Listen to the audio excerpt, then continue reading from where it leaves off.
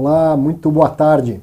Preparado aí para bater um papo? Seja bem-vindo, seja bem-vinda a mais um FIZ em Exame ao vivo, 15 horas, sexta-feira, hoje dia 8 de abril de 2021. A gente nem percebe, o ano vai passando e as coisas vão mudando, as perspectivas.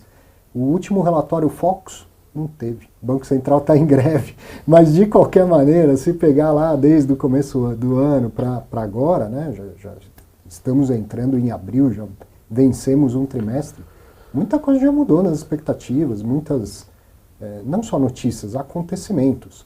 Por exemplo, a bandeira vermelha da conta de luz que vai ser retirada traz uma expectativa de queda de inflação, contrário do que a gente vinha vindo até agora. Aí sai o IPCA e o maior IPCA dos últimos 28 anos e tal. Bom, todas essas coisas vão ter implicações nos nossos investimentos, nas nossas decisões de investimento, principalmente na economia. Então, obviamente que isso também traz impactos para o mercado de fundos imobiliários. Como tema dessa conversa de hoje aqui no FIZ em Exame, eu coloquei justamente isso. Será que é um ponto de virada? Será que a inflação vai mesmo começar a descer? Os juros vão começar a descer? E o que isso poderia implicar em todo o universo dos fundos imobiliários? Esse é só o começo da conversa.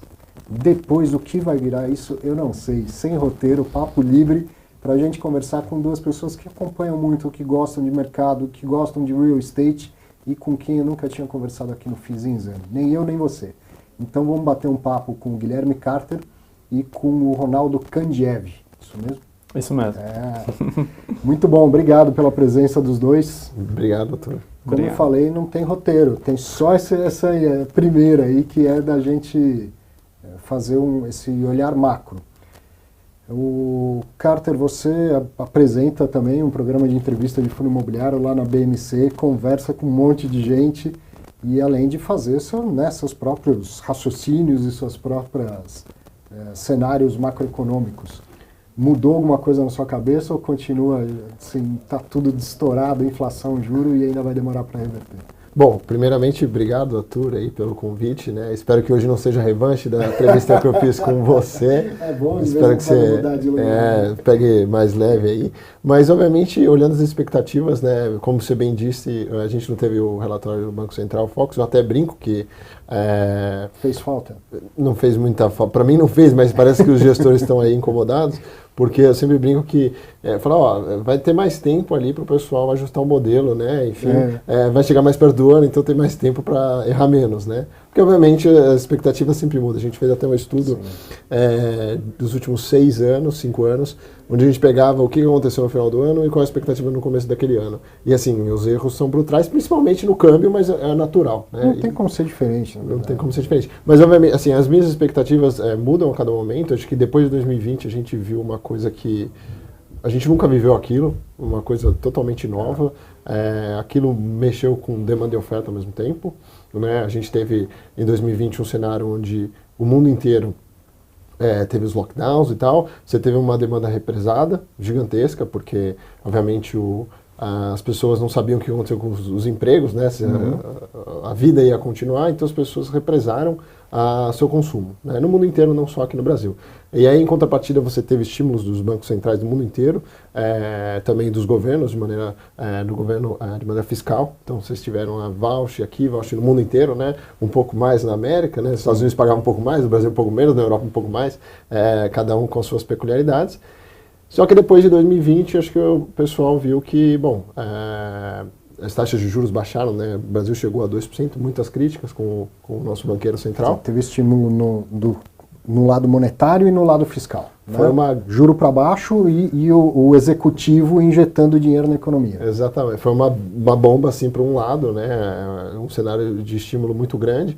Só que em 2021 a gente já começou a ver um pouco de reversão disso. Acho que as pessoas começaram a voltar à vida, em teoria, normal, né? A gente teve shopping voltando, as atividades, né? Vai e volta, mas foi mais afrouxamento dessas regras. E acho que as pessoas viram, realmente teve uma piora, mas assim, eu ainda estou empregado, acho que a vida continua. Né? Pelo menos olhando no Brasil, as pessoas voltaram a consumir. Sim. Só que a gente percebeu que o mundo inteiro tem, assim... as cadeias produtivas são muito unificadas, então qualquer elo ali que você destrói, você acaba um pouco tendo um problema da oferta. Então vocês voltaram com uma demanda normal, acho que no mundo inteiro, e a oferta você teve um problema. Você teve a torneirinha não abre e fecha tão fácil, né? Então a gente teve um período, está tendo ainda um período de inflação gigantesco no mundo inteiro. E aí para melhorar, né, quer dizer, infelizmente, as notícias ruins, a gente teve lá esse conflito na Ucrânia, acabando aí com, vamos dizer assim, em teoria quase acabando com a pandemia, mas o conflito na Ucrânia que também não foi bom para a energia. E aí as commodities também, né, a gente chegou ao barril do petróleo a 130, agora já está na casa dos 100, 90, né, quase.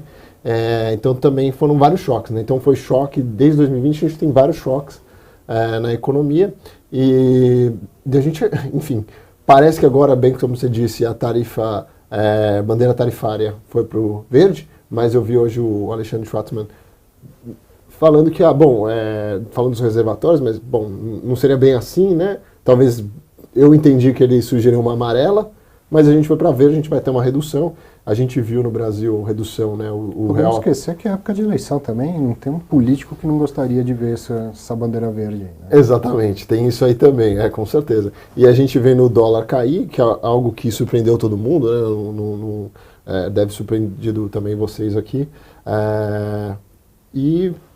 Então, assim, as expectativas elas realmente mudam, mas eu acho que, olhando o Brasil, eu acho que é agora uma maneira do pessoal começar, olhando fundos imobiliários, e eu tenho feito muito isso, analisar alguns fundos de tijolo que estão um valor muito depreciado. Lógico que a gente tem ainda outros temas, como home office, etc. e tal, que também impactam, né? Mas a gente vê a atividade. Hoje eu vindo para cá, e eu estava aqui almoçando aqui perto, eu demorei 20 minutos para andar 1 quilômetro. O trânsito voltou, as pessoas estão circulando. Você falou do consumo represado. Eu li uma notícia ontem que as calças leves subiram 20% de preço. As pessoas tiveram que voltar para o escritório e não tinha roupa. Estou com a mesma calça de 2018, preciso comprar calça e tal. Exatamente. Então, devagar as coisas vão voltando, mas devagar, só que mais rápido do que a oferta é capaz de encaixar, né? E aí, Ronaldo, olhando para o real estate, porque você gosta, que é o tijolo, quanto tudo isso consegue impactar? Se a gente falar no mercado escritório, há quantos anos, né? Porque um pouquinho antes da pandemia, era um segmento que muita gente estava falando, chegou a vez dos escritórios em São Paulo. E aí o ponteiro do reloginho do ciclo do mercado imobiliário, ele faz assim, né? Parece um contagiro. O de logística, pum, fez assim de uma vez. Agora o de escritórios eu vejo ele tenta e volta, e tenta e volta. Vai ou não? Tudo isso que a gente está falando aí traz alguma coisa de boa que conflui para esse mercado? Eu acho que o cenário que nem o Carter colocou está longe de estar simples, né? Acho que tem muitas variáveis desempenhando, acho que tem questões diplomáticas, inflação no mundo inteiro. Acho que a gente está migrando de uma discussão de inflação transitória no mundo para uma inflação mais persistente, né? Até com a guerra vindo, acho que os ingredientes de commodities mais altas, acho que acabam levando uma discussão aí de inflação talvez mais perene. E aí no Brasil talvez câmbio menos pressionado, questão de bandeira tarifária tirando um pouquinho de pressão. Será que agora a gente pode vislumbrar eventualmente para o fim do ano uns juros um pouquinho menos? Eu acho que o mercado de escritórios, particularmente, a gente viu 2019 ensaiando aquele voo, né, um pouco mais robusto, né, absorção líquida um pouco mais pujante, e a gente viu a pandemia. A pandemia, obviamente, impactou muito forte o setor de escritórios. Acho que tem uma discussão muito profunda se agora é um momento de inflexão, ponto de inflexão. Eu acho que se a gente for olhar alguns pontos, alguns submercados, você já vê absorção líquida mais pujante e preços já reagindo. E eu acho que é bem pontual. Aqui na Faria Lima, Vila Olímpia, você vendo esses preços na margem melhorando e a vacância já diminuindo. Eu acho que ainda o cenário é um pouco desafiador. Primeiro pelo ponto que você comentou do ano eleitoral. Quando você é um empresário em ano eleitoral, geralmente você não consegue antecipar a absorção líquida muito pujante, né? Porque, poxa, você não sabe muito bem quem vai ser o seu novo presidente, então quais são as cartas na mesa. Exato, quais serão as cartas na mesa. Então, eu acho que na margem as coisas estão melhorando, principalmente para as áreas centrais de negócio. Ainda não é aquela coisa, uma clara mudança de tendência, né? Mas eu acho que as coisas já começaram a sair daquele momento em que, puta, tá piorando, olha, a gente realmente acha que o home office veio para ficar. Eu acho que não, acho que, olha, o medo do home office ser uma coisa que vai acabar com os escritórios, aquela coisa de mudar o ambiente ou a forma como os empresários vão se relacionar com o mercado de trabalho, acho que mudou. Acho que as pessoas perceberam que você ter as pessoas no escritório ajuda no processo de incorporar cultura corporativa, aumenta no processo criativo, então acho que tem benefícios claros de ter as pessoas próximas. Então eu acho que para 2023 talvez seja um governo já mais estabilizado, uma tendência mais de queda de juros, seja um momento em que realmente a gente fale, olha, aquele momento de 2019 realmente essa decolagem vai acontecer e a gente vai ver vacâncias aí em nível de 15%, 10%, a gente vai ver Shukri Zaidan realmente caindo para baixo de 30% e a gente vai ficar... E aí começa a ter recuperação de preço. E com o custo de reposição tão alto, né, e com a CEPAC tão alto, falta de zoneamento na região de São Paulo para esses mercados, você vai realmente ter um processo muito interessante que vai faltar estoque. Então, eu acho que eu vislumbro esse cenário, eu não vejo talvez evidências tão firmes que vai ser para agora, para os próximos 2 trimestres, mas eu acho que para 2023 seja um ambiente que a gente talvez veja uma corrida que a gente não vê há muito tempo no Brasil. Você tocou num ponto importante ainda desse cenário macro, mas olhando para o real estate. Está caro construir. As coisas subiram, o cimento vai subir mais. Estou dando um spoiler aqui. O cimento vai subir mais. E está caro construir. O terreno é sempre caro. CEPAC, além de ser caro, não é todo lugar que tem. A prefeitura também. Recebo sempre os e-mails do Sérgio Beleza. Grande abraço para você, Beleza. Tá ele lá indignado. Pô, a prefeitura não faz o leilão. Quando faz, suspende e tal. Então já tem pouco das áreas que interessam e a prefeitura não emite mais. Mais CEPAC em São Paulo. Então, mesmo quando voltar a aquecer esse mercado, não vai ser tão rápido que vão começar a construir e tal, para ter um aumento de oferta, né? Se me permite, até a título de curiosidade, o último CEPAC na Faria Lima foi a R$17 mil, aproximadamente um metro. O INCC do ano passado foi 13,8%. Se você somar o INCC dos últimos 4 anos, passa de 50%, muito em função de mão de obra e preço de commodity. Com a guerra, commodity vai subir, então o preço de aço vai subir.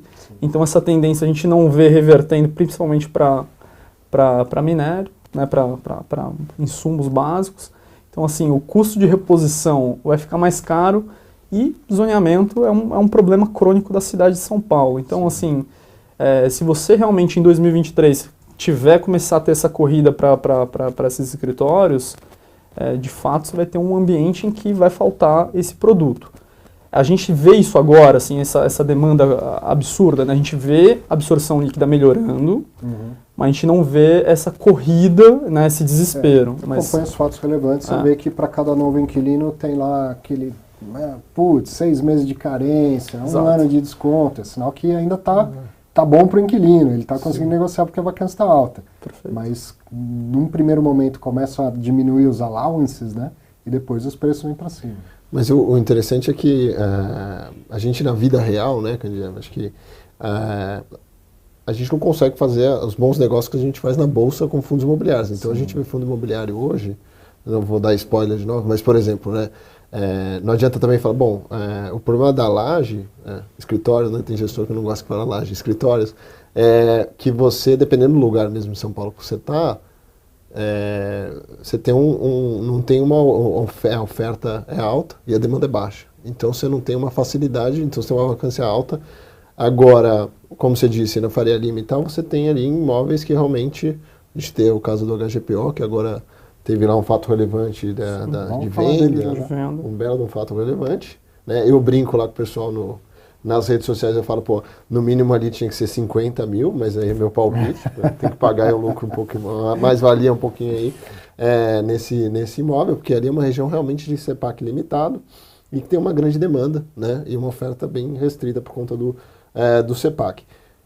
E, por exemplo, ativos também como, vamos dizer assim, né, a gente brinca, mas é AAA, como o PVBI, que é um ativo que sofreu muito, né, nos últimos 6 meses, e que realmente você não consegue comprar ativos daquele na física, fora da bolsa, entendeu? Então a bolsa, você vê ativos você negociando abaixo do custo de reposição, e acho que é um bom negócio que você pode fazer hoje, né? E que você não vai conseguir fazer se você for ali direto. E que você vai ser pago para essa espera, né? Isso que é interessante. Por que as cotas estão baixas? Porque, no geral, o investidor ele quer um dividend yield, ou seja, uma rentabilidade compatível com o cenário atual. Então, as cotas vão caindo. Como eu, investidor, não consigo falar quero mais rendimento, a única forma é pagar mais baixo. Então, se você comprar agora com o desconto que tanto se fala, significa que você vai receber um rendimento bem razoável. Não é assim, eu vou comprar um negócio para ficar ganhando pouco até melhorar. Não, você vai comprar um negócio para ter uma rentabilidade condizente com o patamar atual de mercado financeiro, mas na outra ponta que tem um ativo imobiliário, esse ativo imobiliário está comprando barato e vai ter que esperar ele melhorar. Mas até isso acontecer, todo mês vai pingar um rendimento lá bom, não é um rendimento de valor baixo. Então tem, né, essas duas coisas que falam a favor de fazer posições em fundos de tijolo, né, não só ficar olhando para o papel. Eu, acompanhando o mercado há mais de 10 anos, quando o fundo de papel despontou no Brasil, crise de 2015, 2016, foi lá que o KNCR e o KNP começaram a se tornar bilionários. Nessa época, só eles faziam emissão. Então, se o mercado de tijolo vai mal, o mercado de papel, renda fixa no Brasil, vai ser sempre uma avenida. Opa, vamos emitir lá. Agora, novamente, o mercado de tijolo indo mal, só que num outro mercado, com mais de 1 milhão de investidores, surgiram um monte de fundos de papel. E na última prévia do IFIX, eles já são, né, ganharam um pouco mais de espaço, já são mais de 40% e estão ganhando mais espaço. Já são os mais negociados e tal. Não que nada errado, né? Investir em renda fixa é bom em qualquer lugar, no Brasil também. Mas a gente gosta de fundo imobiliário e falar de tijolo, né, cara? Mas é importante ter na carteira. E quem olha para o mercado imobiliário, olha para o CRI também como uma fonte de financiamento, evidentemente. Né? O empreendedor, o construtor, quando está falando, a hora que começar a construir, CRI vai financiar boa parte dessas obras. Mas qual o perigo, isso vocês estão vendo, assim, de as pessoas ficarem muito concentradas no papel e esquecer o tijolo? Bom, eu primeiramente, assim, eu gosto muito de papel, mas por conta mesmo da minha vida profissional. Então quando iniciei minha carreira no Banco Fator, e logo ali em 2013, tivemos ali a estruturação, eu não era da gestora, eu era do banco, mas a estruturação do Veritá, que foi uma escola que depois fez Becri, o pessoal que saiu de lá foi para Iridium e tal, então fez uma escola ali. Eu gosto muito de fundo de papel, comecei minha carreira como analista de crédito, acho também, sim, eu acho que não tem todas as cartas ali, então para você analisar um fundo de pegar a carteira do cara e analisar. Então eu perco um pouco para preguiça e falo, bom, quanto mais ativos eu tiver, melhor. Diferente da ação, né? Acho que o fundo de papel, quanto mais ativo ele tiver na carteira, melhor. Que se você tiver um probleminha ali, ele vai representar muito pouco da carteira, né? Diferente ali de um portfólio de ações. Então, eu acho um investimento muito interessante. Sim. E aí também eu pondero às vezes, né? Eu até falo sempre que você tem os fundos 555 de crédito privado, que você pode comprar, são fundos abertos, e os fundos imobiliários, são fundos fechados, né? Então você só negocia no mercado secundário. São classes diferentes. São classes diferentes, então o investidor até tomou alguns sustos, né? Tiveram problemas com precificação e com as curvas de juros, e o fundo imobiliário não sofre resgate, né? Então essa é uma grande vantagem. Lógico que são classes diferentes. Essa vantagem é boa para o investidor ou só para o gestor? Essa vantagem, para o investidor, olhando do ponto de vista do investidor, é muito boa, e para o gestor também, né? Sim. Agora, Kandjev, você depois pode falar quais são as desvantagens, porque eu só vejo vantagens, porque imagina que você tem lá compra a cota de um fundo aberto, e de repente ele saca em D30, ainda quando o cara compra D30, ele fala, porra, 30 dias para sacar, né? Eu acho que talvez deveria ser meio ano para sacar, para não ter esse problema. O cara saca, ele precisa liquidar a operação. Sim. Liquidar o crédito privado no mercado secundário não é um mercado pujante que nem eu vou liquidar a ação da Petrobras. Então, você depende da demanda que quer comprar. Geralmente, quem está comprando no mercado secundário de renda fixa é o cara que quer fazer bom negócio, né? Assim não, também como ações, mas... Quer comprar barato. E você tem uma época comprar barato. Então, o bom é quando oferecem lá um título da, sei lá, Suzano com, né, 80% do par, né? E fala, porra, aí sim, né? Pagando IPCA, mas se no secundário você consegue. Mas quando o cara tem que liquidar, ele tem que fazer um negócio, porque ele tem que ter uma obrigação para com o cotista. Então, isso acaba sendo ruim, tanto para o gestor, que acaba penalizando ele na cota, como para o cotista, que acaba tomando uma porrada no investimento dele. Inclusive aquele que não pediu resgate e acaba vendo o patrimônio do fundo. Inclusive aquele que... E é aquele efeito manada, né? Porque o cara vê, pô, tá caindo pra caramba o fundo, o que tá acontecendo? Tá tendo default. Aí mais gente pede resgate e assim vai. Então, o fundo imobiliário já não tem esse problema. Tem o problema de crédito, pode dar problema de crédito, pode dar default, pode ter algum problema, mas esse problema de risco de mercado, em teoria, né? De liquidação de operação, tem essa... É mais brando do que comparado. Então, eu, quando quero me expor a crédito privado, eu faço isso, né? Eu realmente gosto de fazer essa operação. E também acho que, assim, você participa, né, do mercado de real estate. São todas as operações ali atreladas, né, ao mercado imobiliário e, com muitas vezes, com proteção, né? Porque a gente fala muito, o real estate, ele é uma proteção, né, à inflação. Ele, de fato, mas dependendo do imóvel que você tem de tijolo, o cara não consegue devolver, aplicar inflação num contrato, certo? Você está lá em Barueri, onde você tem uma vacância de, sei lá, eu não vou falar, mas vamos supor 50%. Eu ia falar uns 35%. Você é mais gentil do que eu. Mas o cara vai falar, bom, eu vou repassar a inflação para você. Falou, bom, amigo, então me dá uns 3 meses que eu vou pedir aqui, eu vou negociar, vou para outro lugar. Diferentemente, você está no HGPO e tal, fala, ó, tem fila aqui, amigo. Então, lógico que o gestor estou falando de uma maneira resumida, né? Acho que tem uma parceria ali, né? Não vai falar nesse sentido. Mas o CRI, cara, tem que repassar e pronto. Né? Pode ter um problema de crédito, às vezes a gente fala, pô, o cara tá tomando IGPM mais 15, né? E ainda tem aquelas cláusulas, né? Que só tem contratos de faculdade, né? Que assim, o IGPM ele só vale quando é positivo, né? Quando é negativo você usa outro. E o cara ainda consegue estruturar uma operação daquela, entendeu? Então e lógico, o cara tem que pensar o quê? Pô, imagina um empresário que tá tomando essa dívida, né?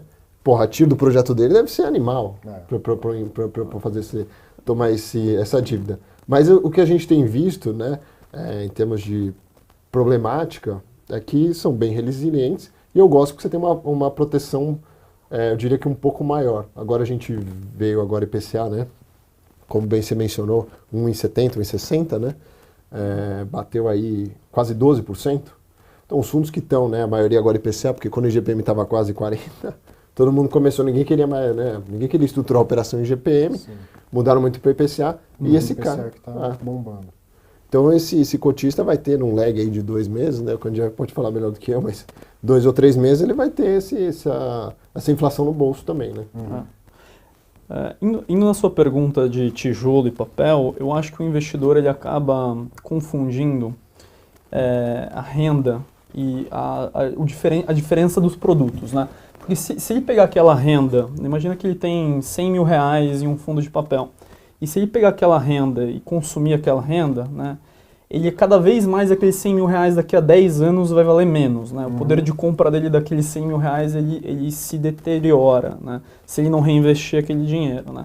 Enquanto se você tiver 100 mil reais em um fundo de tijolo, a natureza de um fundo de tijolo é que ele consiga, por ser um ativo real, ele consiga ter apreciação, né? Eu acho que no ambiente inflacionário, que é esse ambiente que a gente discutiu, a única grande convicção que a literatura diz pra gente, a literatura econômica, é que os ativos reais tendem a valorizar, ativos que você tem um uso efetivo, né? O que é um ativo real, né? É um ativo que você consegue consumir ou usar de alguma forma, né? Então, commodities, você consegue comer a soja, consegue comer o feijão, você consegue morar numa casa, né? Então, e a grande verdade é que o tijolo é o ativo real, né? Então, quando você olha um yield de um fundo de tijolo e compara o yield com um fundo de papel, eles não são comparáveis, né? E eu acho que essa é uma grande confusão na cabeça do investidor individual, né? Em querer comparar coisas que, por natureza, não são comparáveis ou no longo prazo não deveriam ser comparáveis.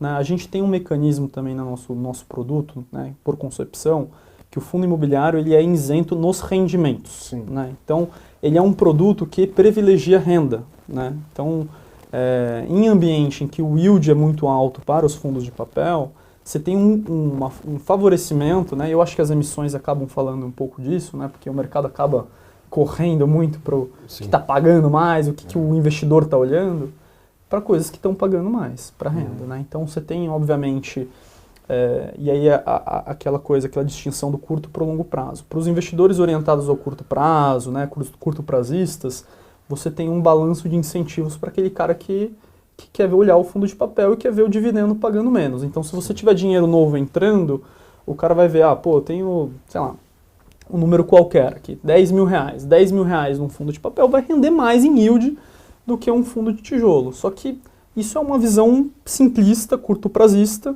e que pode te induzir ao erro no longo prazo. Né? E eu acho que o trabalho que acho que você faz muito bem, que o Carter faz muito bem, alguns outros fazem muito bem, é de orientar as pessoas e dizer, poxa, não é muito bem essa conta que você devia fazer.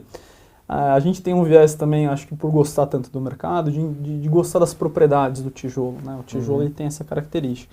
Mas eu acho que mais do que isso, né? A gente vê, por exemplo, os fundamentos do setor logístico, os fundamentos do setor de lajes corporativas, e a gente fala, cara, tem alguma coisa que vai funcionar muito bem. Né? Você olha Raio 30 de São Paulo com 17 milhões de metros de galpão logístico, e você vê, por exemplo, Los Angeles com 60 milhões. Você fala, as cidades são equivalentes ali, né? Tem muito espaço para crescimento, né? Tem muita coisa legal que dá para fazer. E, cativos estabilizados, negociados ao preço que está negociado, parece uma boa oportunidade de longo prazo. Sim. Se você fechar o olho daqui a 10 anos, você fala assim, cara, vai estar melhor do que está hoje. Né? Então, acho que... E o que eu falei, até lá você vai receber todo mês um rendimentozinho. Não é como comprar um terreno e esperar 10 anos para vender ele mais caro. É comprar um ativo que já te gera renda e que de hoje até 10 anos vai gerar renda todos os meses. Às vezes mais, às vezes menos, mas vai te pagar para você esperar. O tempo joga a favor do investidor em fundo imobiliário. Né?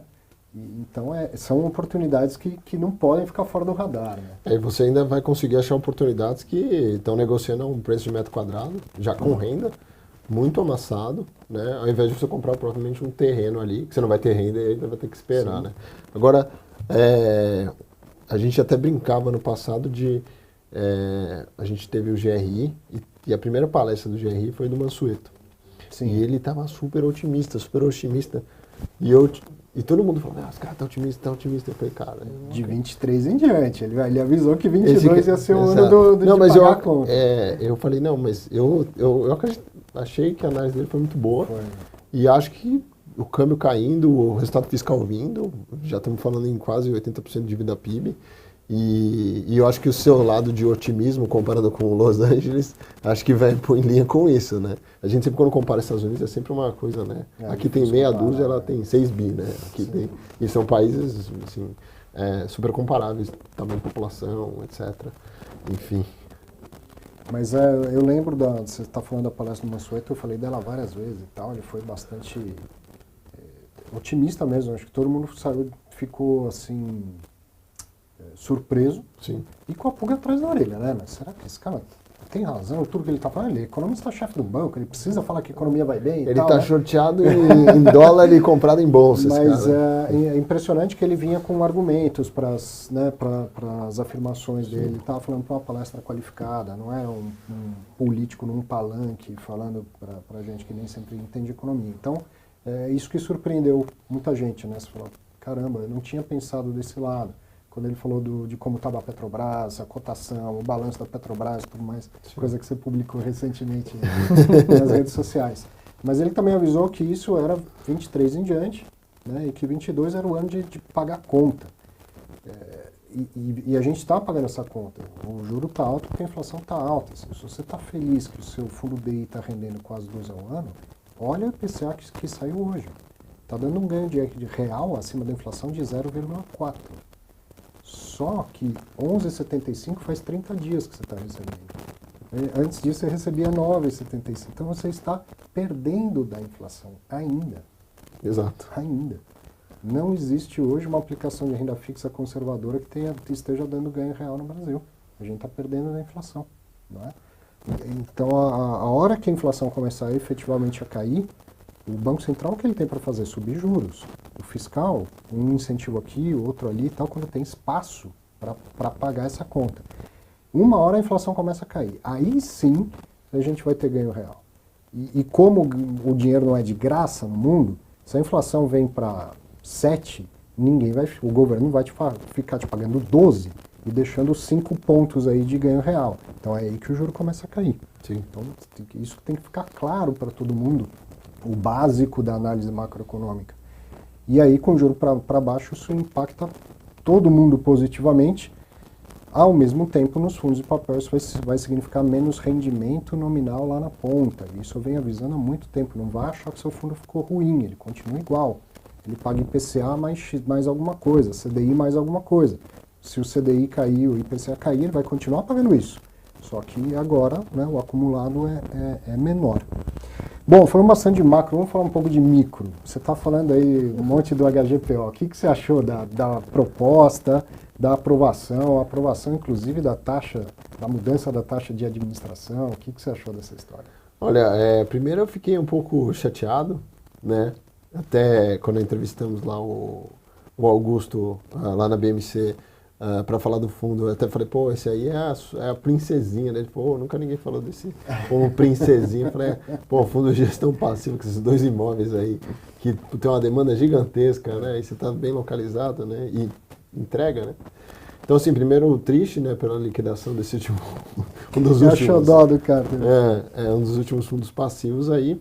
Mas eu acho que, assim, mostra, né, a resiliência dos fundos, dos ativos imobiliários, né, ao longo do tempo. A gente teve um pouco antes, né, falando de outro fundo, que foi a liquidação de um fundo da VBI, que teve o Faria Lima 4440, né, alguma coisa assim, que teve uma tese que foi uma compra lá, eu não vou saber aqui os números de cabeça, mas na ordem de 20 vem da 30, né, então isso que o investidor tem que pensar, como o Candiabi colocou, que ativos reais imobiliários, assim, tem um ganho bom, né, no longo prazo, né, não adianta ele achar que ele vai fazer um tradezinho ali, porque na vida real você não consegue fazer um tradezinho de prédios, né, não é uma coisa tão factível assim.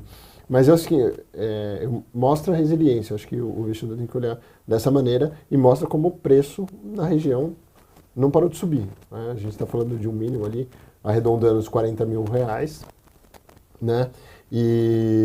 Mas em contrapartida, eu discordo um pouco, né, Candiabi, só para a gente ter um embate aí.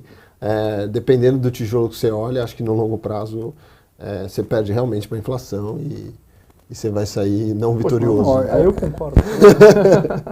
O tijolo que perde valor.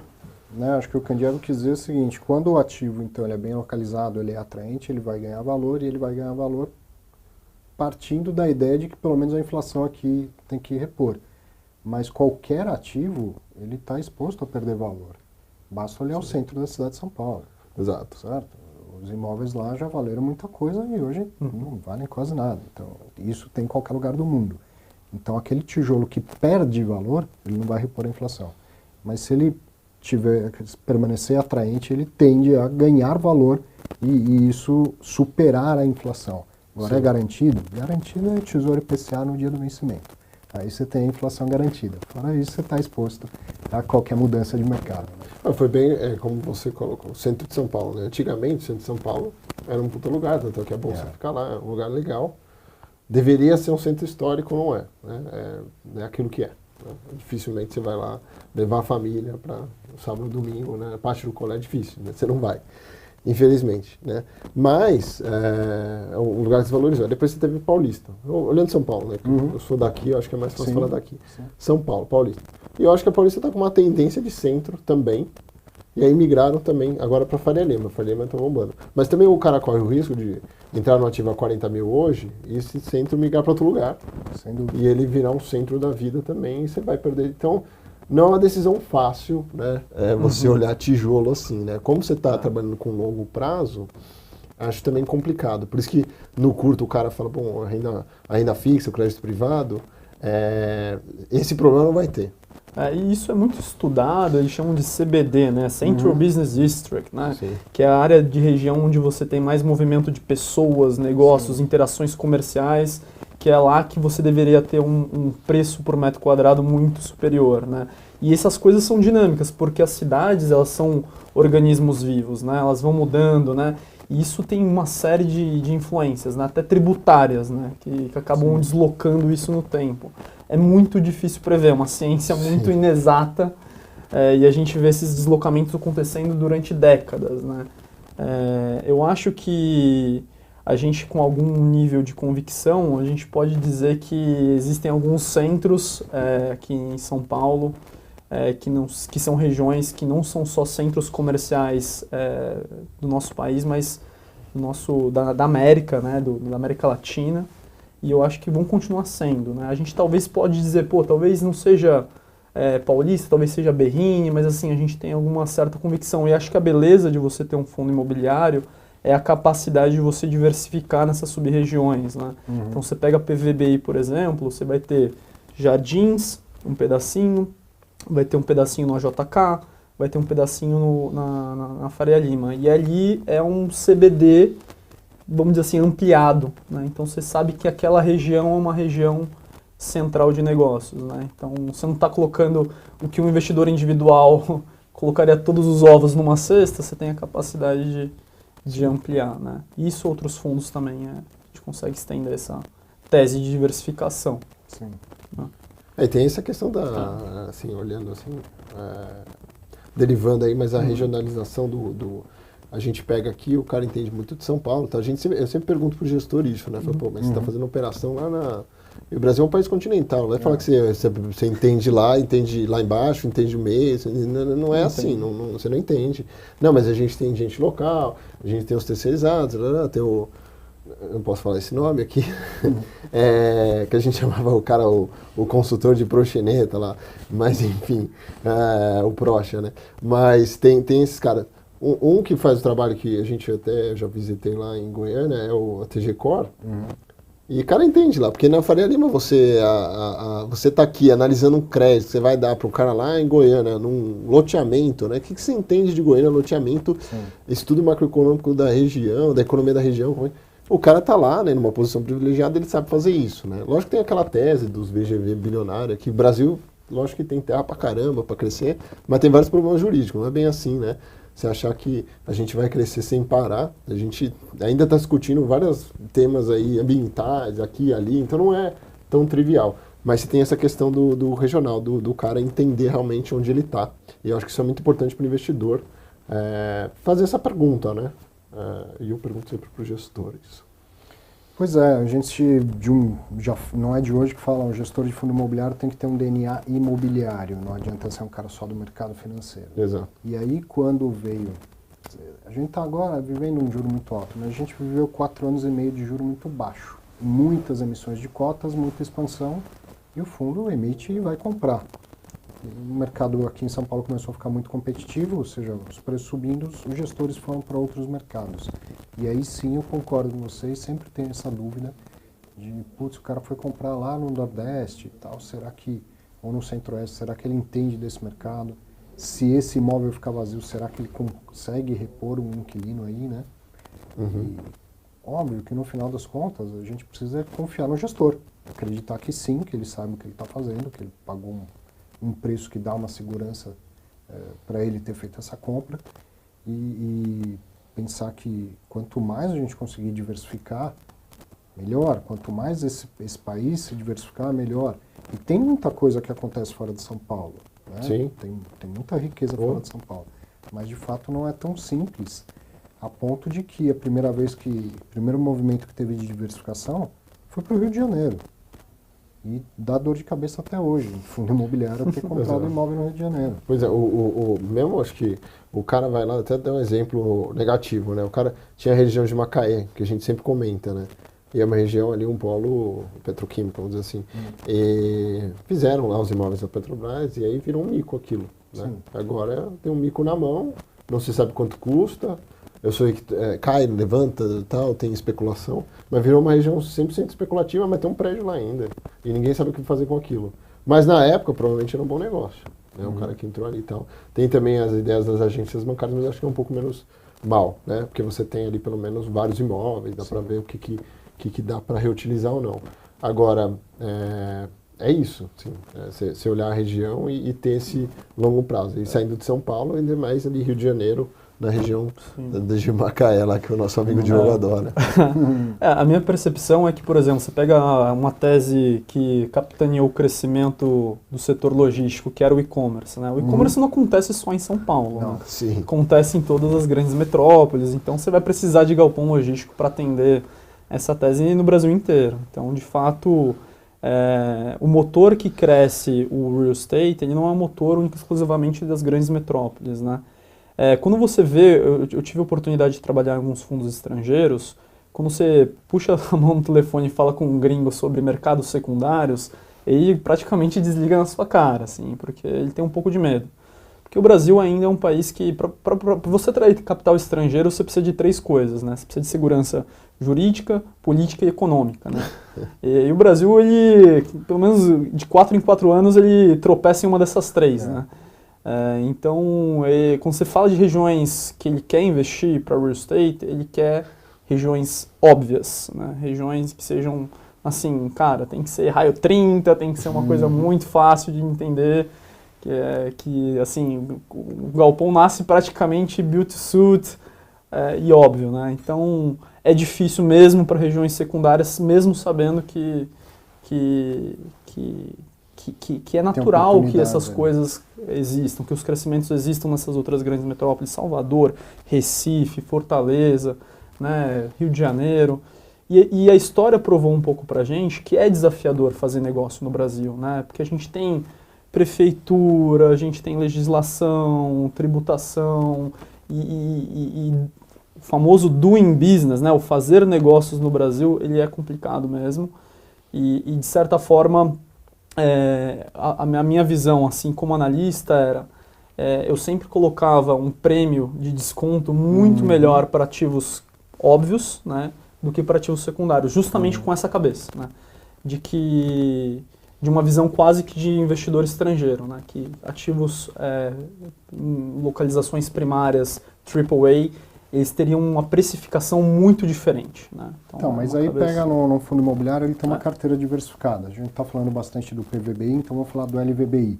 Tem ótimos galpões, assim, grudados em São Paulo, mas também tem no Centro-Oeste, também tem no Nordeste e tal. Como é que fica a sua cabeça para precificar um fundo desse? Eu acho interessante você falar do LVBI e ele tem bastante coisa em Minas Gerais e ele é um ativo que tem bastante coisa atípica, né? 40% do fundo atípico. A minha precificação dele era uma precificação muito interessante porque eu gostava muito da qualidade do produto e ele tinha regiões que você pega, por exemplo, ele tinha uma participação muito grande em Extrema, que é uma região que é um pouco afastada, mas que ela está muito bem localizada e que tem benefícios tributários. Então você pega, ela é longe de São Paulo, mas ela abastece quase que todo o interior de São Paulo e também Minas Gerais. Então ela está numa região tão core logística que ela fala assim, ela é uma região secundária? Então, não sei. Eu vi aquilo como quase que uma região primária. Eu não vi aquilo como por exemplo, eu viria, por exemplo, se fosse um raio 180 de São Paulo, entendeu?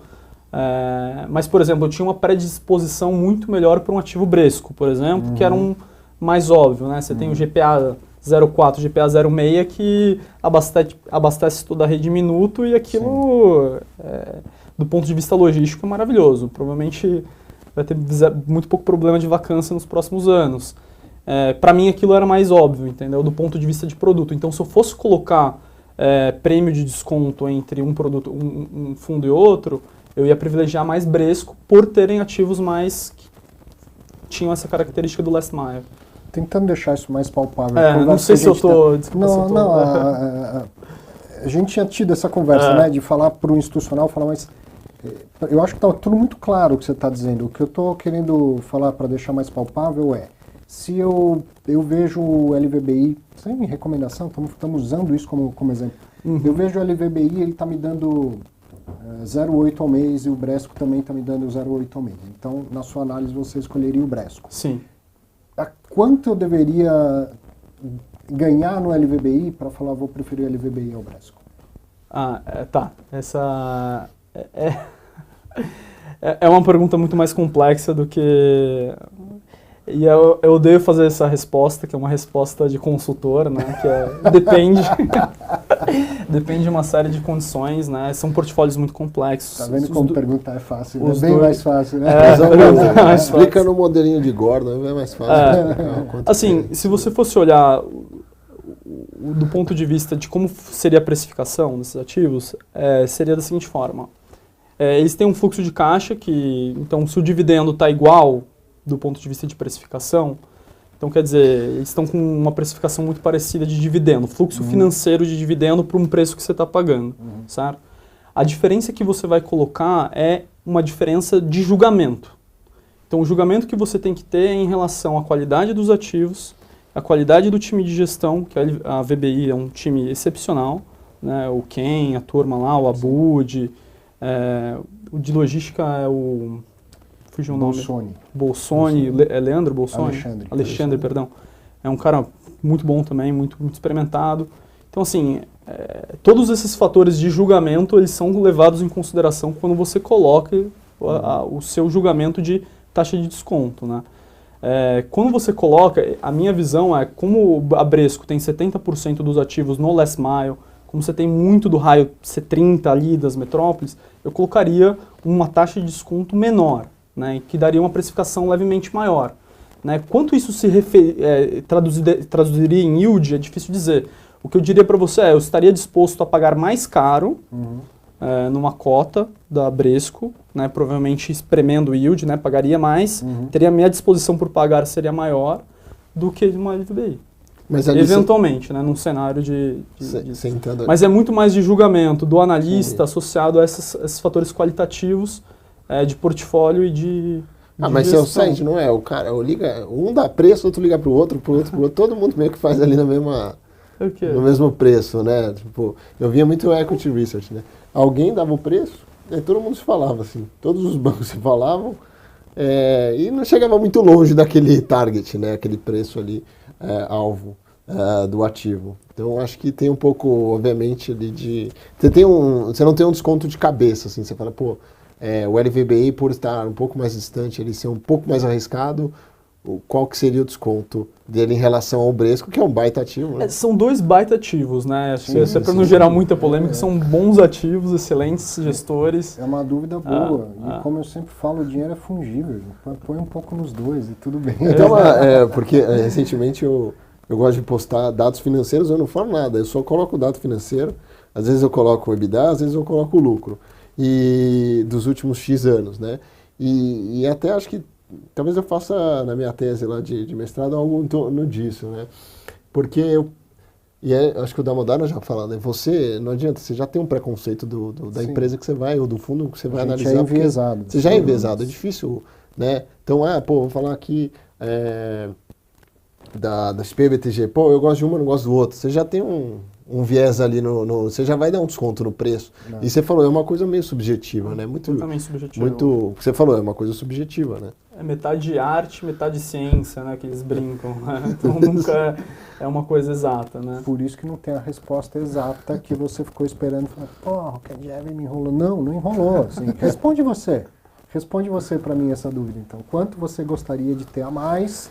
Dois fundos muito parecidos, quanto que você queria ter a mais para escolher pelo fundo que você deixou em segundo lugar? Não tem uma resposta matemática para essa situação, entende? Não tem uma resposta matemática. Quando a diferença está tão no detalhe, qualitativamente falando, não dá para falar. Até porque tem gente que está assistindo agora que fala, discordo, acho a LVBI melhor do que o Bresco por causa disso, né? E aí o preço, no final das contas, é um consenso disso tudo. A questão matemática não deveria dar muita margem para você achar que o valor é um, ele é outro. Só que tem toda a parte qualitativa, né? E aí sim, margem para cada um pensar de uma forma diferente, e é por isso que, no final das contas, o preço é um consenso de todas essas opiniões, né? Mas acho que a mesma coisa que, se fazer uma comparação mais simples, por que eu compro também fundo imobiliário, né? Vamos sim por exclusão, né? Se eu comprar só o cara compra só NTNB lá, o Tesouro IPCA, ou compra fundo imobiliário, né? um tem um risco muito menor que o outro. Então, em teoria, o que tem maior risco tem maior retorno. Entendeu? Então, é mais ou menos o que você está tentando dizer. Agora, a magnitude já é uma coisa mais pessoal, mais... Tem a parte lógica, mas tem uma parte que é meio subjetiva. Total. E eu acho que o Arthur colocou muito bem que o mercado ele é uma massa, que é um consenso de pessoas, interações, que vai chegar numa... E o mercado é soberano, né? Acho que é muito importante dizer, né? O que o Kandjev acha, o que o Carter acha... Se o mercado é eficiente, eu até acho que não. Mas ele é soberano. É isso que vale, ponto, acabou. Você pode discordar e ter toda a razão de discordar. Perfeito. Mas o preço é aquele. O preço é esse. Exato. E o mercado, quando a gente fala, né? Porque o pessoal também gosta muito de falar, né? O mercado é demanda e oferta, né? A oferta você consegue falar alguma coisa. A demanda, para mim, é Deus ali, tá dado, não tem o que fazer. É muito difícil você descobrir qualquer coisa da demanda. E a gente sempre, quando sempre tem uma interferência do governo, tem um peso morto ali, né? Então, sempre quando alguém tenta botar preço, que não seja do lado da demanda da oferta, sempre acaba cometendo erro. Não vamos entrar aqui em regimes políticos, deixa eu falar. Tá, e outra coisa que, minha opinião, mas... concordo plenamente na política, no respeito aos contratos, o Brasil dá seus sustos na macroeconomia, mas quando um estrangeiro está olhando para aonde eu vou colocar o meu dinheiro, num ativo de mais risco, certo? Ele está falando de um europeu, de um americano, ele põe dinheiro para fora para assumir mais risco, não menos, certo? E ter um retorno maior. Aí ele começa a ver as opções. É como se a gente tivesse essa discussão que a gente está tendo dos fundos imobiliários. E olha para os lados. Os outros países são muito diferentes do Brasil.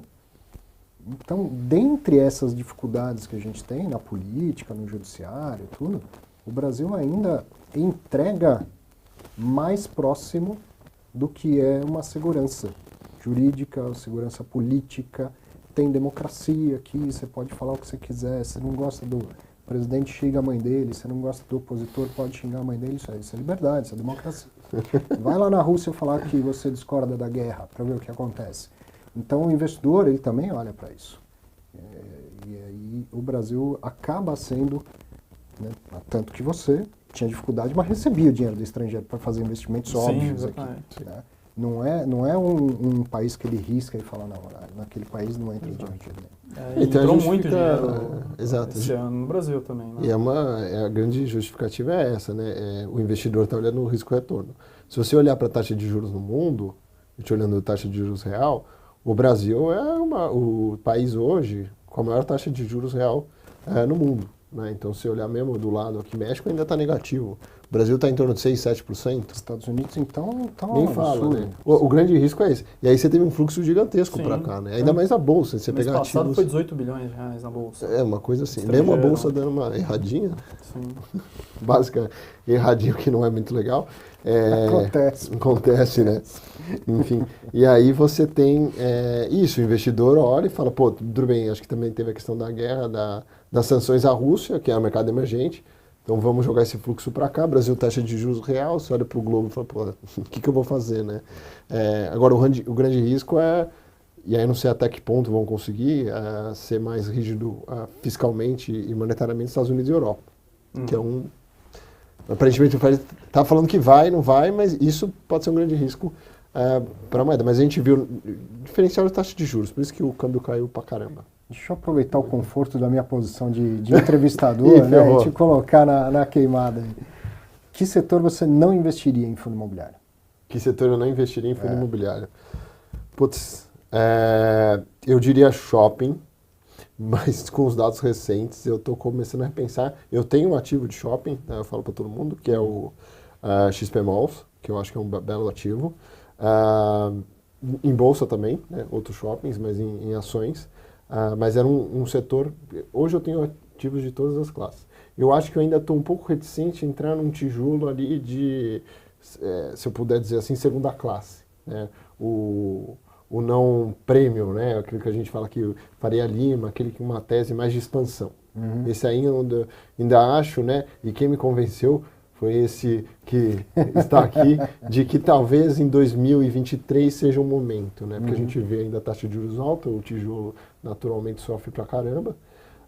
Então, eu estou falando assim, né?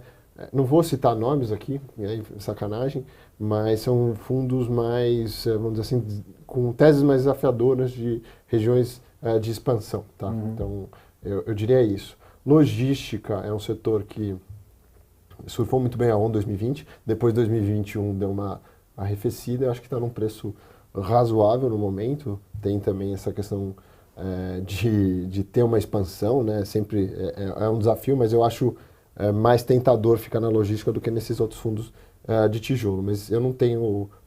teria shoppings, mas eu acho que eu estou vencendo esse meu medo, acho que eu estou... Então, pelo que eu entendi, é só os ativos de segunda classe que você ficaria de tijolo, de escritórios que eu acho que não... E tem outras teses, né, que a gente não fala, né, que nos Estados Unidos é muito comum, né, aqui ainda não, mas tem cemitério, né, que eu ainda entrevistar o Francisco lá da Zion Capital, né, Zion Capital, acho, Care 11, né, que foi um fundo que subiu 40%, mas eu acho que é isso, Arthur. Acho que se você não tinha um rolê, essa resposta tá... Você tem algum setor que não investiria e vou emendar com uma outra coisa. Você falou de receber dinheiro de fora e investir lá fora. Hoje em dia tem BDR dos principais REITs à disposição para investir. Você investe ou investiria em algum setor de REITs ao invés de investir em algum setor aqui de fundo imobiliário? Pô, legal, excelente pergunta. Eu vou começar pela primeira. Eu não investiria em desenvolvimento hoje, acho que está muito desafiador fazer desenvolvimento no Brasil, principalmente porque se fazer a matemática lá, comprar terreno, fazer o custo de desenvolvimento, está muito difícil fazer a conta fechar. Sim. O preço do aluguel tem que ir na frente, e aí para você ver o preço de aluguel reagindo, é muito mais do que o custo de reposição subindo, ele precisa ter mecanismos de oferta e demanda melhorando, né? Então precisa ter aquecimento econômico, com PIB a 1%, alguma coisa perto disso, acho que ainda vai precisar ter mais sinais de aquecimento. Para venda, hoje você prefere ficar fora? Prefiro ficar fora. Para renda também? Para renda, assim, ativos estabilizados, vamos dizer assim, eu acho interessante. Para desenvolvimento, assim, para renda também não, porque no fim do dia você tá muito difícil casar o custo que é hoje com a renda que vai vir no futuro. Exatamente. Né, então acho que o desenvolvimento em si tá difícil fazer a conta fechar, né? Tanto para venda quanto para renda, acho que tá... Mesmo no secundário, no desenvolvimento, você não acha que tem alguma oportunidade? Mesmo no secundário. Eu acho que assim, pode ser em fundos imobiliários, em private equity, em quaisquer instrumentos. Eu acho que está mais para aquisição. Acho que tem alguns players que estão endividados. Essa turma realmente que está fazendo aquisição, acho que tá na hora de fazer aquisição de ativos estabilizados, prontos. Eu acho que quem está fazendo isso, eu acho que está num ciclo bom. E eu não vou falar de agências bancárias, que também acho que é chovendo molhado aqui.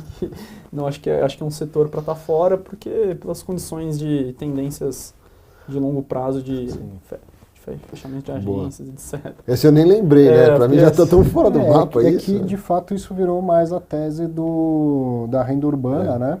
Que é muito difícil de perguntar. Assim, eu gosto muito da tese da renda urbana, mas é muito difícil perguntar, porque você vê o Candieve tem dados de cabeça, X milhões de metros quadrados. Se você for perguntar disso, ele não sabe os dados, porque não tem dados consolidados.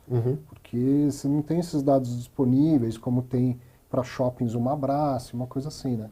Então, a agência bancária em si, é evidente que né, eu moro perto da Rua Tutóia, no Paraíso, coisa de 3 anos para cá, já fechou o Itaú, Bradesco e o Santander. É lógico que o negócio ponto agência bancária está aceleradamente diminuindo bastante. Mas a Rua Tutóia é um excelente ponto comercial. Sim. O Santander já virou uma Cobase e o Bradesco virou uma academia e o Itaú logo vai virar um baita de um comércio lá. Então, a tese da renda urbana, eu particularmente gosto muito dela e passo a enxergar a agência bancária como isso. Né? Como esse o futuro da agência bancária. Mas perguntar assim, o setor está indo bem, está indo mal, eu sei que não dá para responder por não ter dados para responder. Né? Exatamente. É difícil saber o que vai acontecer, se vai precisar de um dinheiro, de capex para fazer alguma outra coisa com o negócio.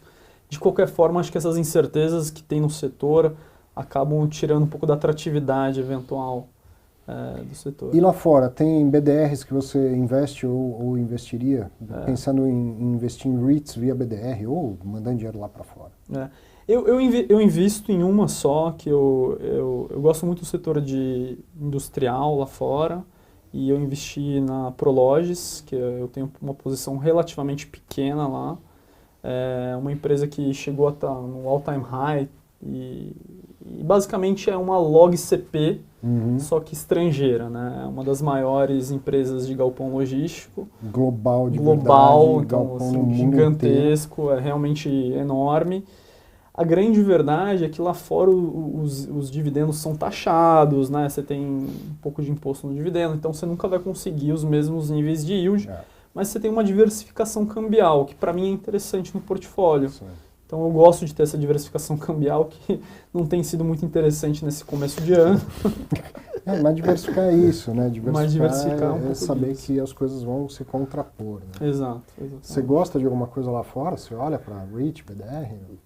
REIT não, mas se eu puder falar aqui no programa, né, um pouco de Tesla, né? Recentemente ali também a aquisição, né? O Twitter foi uma grande compra ali do Elon Musk. Mas é mais para isso, mas REIT eu não coloco. Você é comprado em Tesla. Opa. No fim das contas, você é comprado em Elon Musk. Exato. Isso daí acho bem bacana, foi uma tese bem legal. O Twitter, quando ele comprou, né, agora, 9%, 10%, alguma coisa assim, subiu horrores, né? Subiu pra caramba, uns 20%, 30%. E acredito muito nele como empresário, como tomador ali de decisões, né? Apesar de no Twitter ele falar um monte de coisa, aquela coisa, mas o Twitter é aquele ambiente mais hostil, vamos dizer assim, né? Nada a ver com o business do negócio. Mas é isso. Legal. Bom, já bateu o nosso horário aqui. Vê como vai fácil, né, a conversa quando está interessante. Carter, obrigado. Precisamos marcar mais vezes. Kandiev também, prazer conhecê-lo. Venha mais vezes bater esse papo com a gente aqui. Viu? Muito obrigado, Arthur, mais uma vez. Sempre um prazer falar contigo. Quem também quiser aí me seguir aí nas redes sociais. Sim, né, na BMC lá. Na BMC eu apresento aí todas as segundas, 19h30, o programa Radar Fis, que eu entrevisto, já entrevistei o Arthur. Achei que ele ia me fazer uma pergunta que eu fiz para ele lá, que era qual a tese que ele tinha se dado mal, mas ainda bem que ele não perguntou, então a gente não tem mais tempo para isso. Nas minhas redes sociais, fiquem à vontade, guicarter.br, no Twitter é @carlinecarter, tá? Muito obrigado aí, Arthur. Valeu. Obrigado, Arthur, pela oportunidade, um prazer estar aqui. Também me sigam nas redes sociais, Ronaldo Kandiev. Muito obrigado. Muito bom. Você vê que eu pego leve, né? O cara foi lá, me colocou em escanteio, não. Eu sou um gentleman com os meus entrevistados. E espero ser com você também. Obrigado pela parceria mais uma vez, pela companhia. Um excelente final de semana. Até mais. Abraço.